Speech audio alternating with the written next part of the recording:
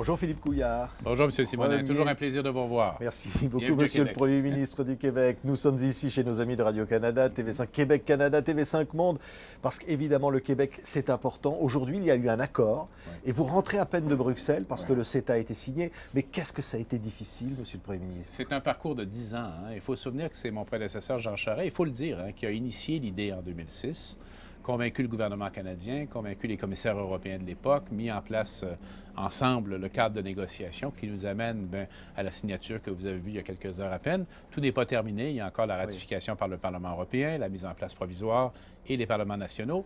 Encore du travail, mais on a franchi un pas vraiment très déterminant. Mais quand je dis ça a été difficile, je sais que vous y avez joué un rôle déterminant.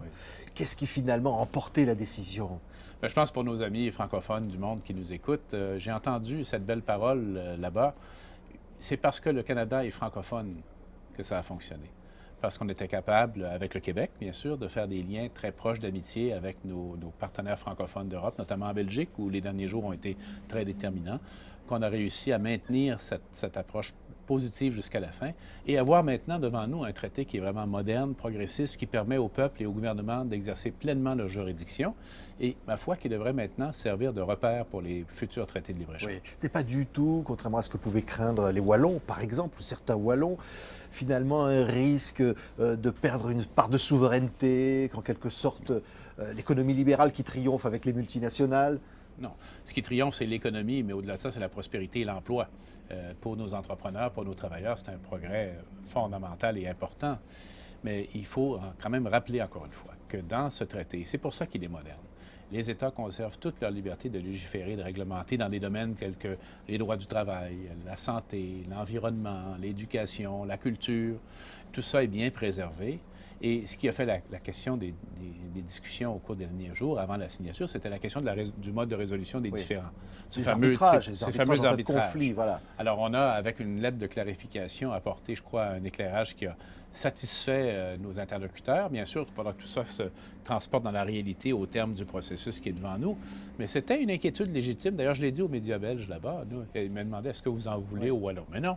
Les Wallons, vous ne leur en voulez pas, alors? Mais non, ils ont exercé leur droit démocratique de s'exprimer.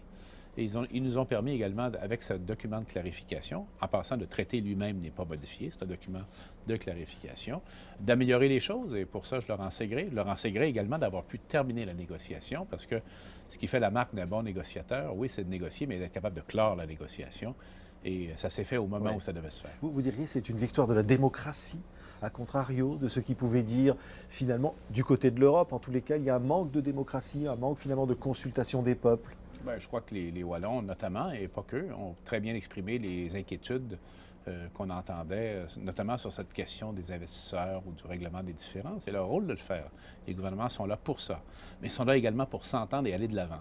Et pour l'Europe, ça m'apparaît fondamentalement important parce qu'on voit tous les événements qui entourent l'Union européenne, que ce soit le Brexit, que ce soit la question des migrants, que ce soit les questions de sécurité, de politique extérieure, les questions de politique monétaire.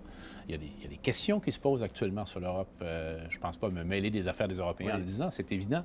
Alors, il aurait été, à contrario, excessivement préoccupant que l'Europe ne puisse se mobiliser pour signer un contrat semblable avec un partenaire comme le Canada. Comme on a dit à plusieurs reprises, si vous ne pouvez signer avec le Canada, mais diable, avec qui allez-vous donc pouvoir signer? Oui, mais vous souhaitez une Europe forte? Oui. Du côté québécois et canadien? Oui, on aime l'Europe. On aime que l'Europe soit forte. C'est un modèle qui ressemble à notre modèle fédéral où les peuples, après les désastres des guerres mondiales du dernier siècle, ont décidé de mettre en commun certaines choses et de travailler à la paix ensemble et à la prospérité ensemble. C'est un mouvement pour l'humanité, même l'Europe, qui est important. Alors, c'est pour ça, pour nous, que c'est important. Et comme francophone aussi, bien sûr, parce qu'on connaît l'importance de la francophonie en Europe. Oui, et justement, ça renforce la francophonie, ça. Oui. C'est-à-dire le développement des relations économiques renforce finalement le développement des relations culturelles? Ben, tout ça est lié. Hein? La culture, on peut dire que c'est de l'économie. L'économie, bien, il y a beaucoup de culture. L'éducation, c'est l'économie. Tout est lié, là. Mais vous savez, à l'approche du prochain forum de la francophonie, alors qu'au dernier forum à Dakar, vous vous en souvenez, le côté économique avec le rapport de Jacques Attali a été mis en lumière, d'être capable de montrer que avec l'Europe, le Canada est capable d'entrer en relation commerciale moderne, ça m'apparaît un très bon signe. Oui, il y a des menaces, à la fois sur l'Europe, mais aussi ici. C'est le terrorisme, c'est la radicalisation des jeunes. Il y a un important sommet qui est organisé à l'initiative de l'UNESCO et du Québec ici, sur Internet, sur ces phénomènes de radicalisation. Qu'est-ce que vous dites, Monsieur le Premier ministre? Vous dites finalement, il faut faire de la prévention aussi, j'allais presque dire, en plus de la guerre au terrorisme. Il faut faire les deux. Mais je voudrais prendre quelques instants parce que vous me le rappeliez hors onde.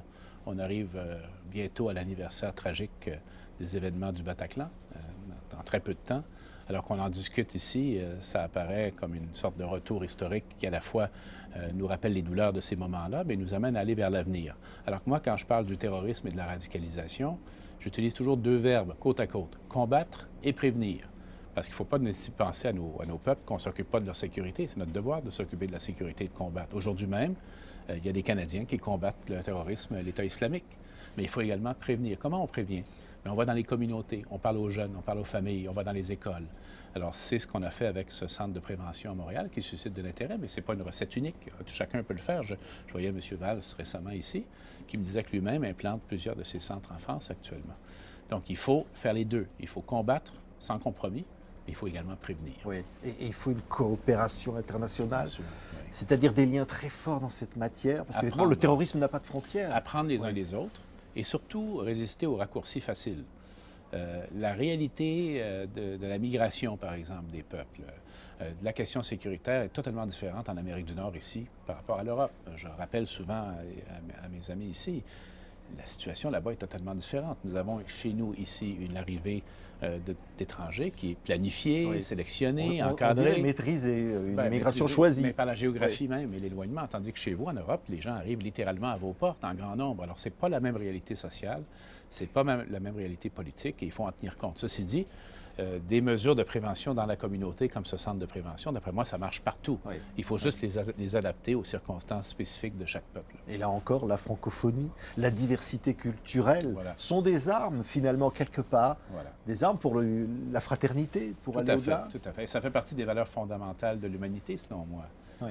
C'est Amin Malouf, je crois, qui disait que les grandes valeurs qu'il faut préserver, par exemple, c'est l'égalité des hommes et des femmes, mais également la valeur suprême de l'expression de la diversité culturelle.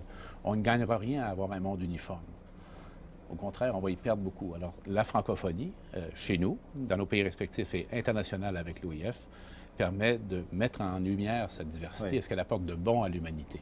Ça reste un combat, ça. Tout le temps. C'est un combat. Je veux dire, pour vous, ça a toujours été un combat, la francophonie. Ça reste un combat. Chez nous, c'est un combat pour la liberté. La langue française, ça sera toujours ici, elle sera toujours soumise sous pression en Amérique du Nord par la vertu du nombre.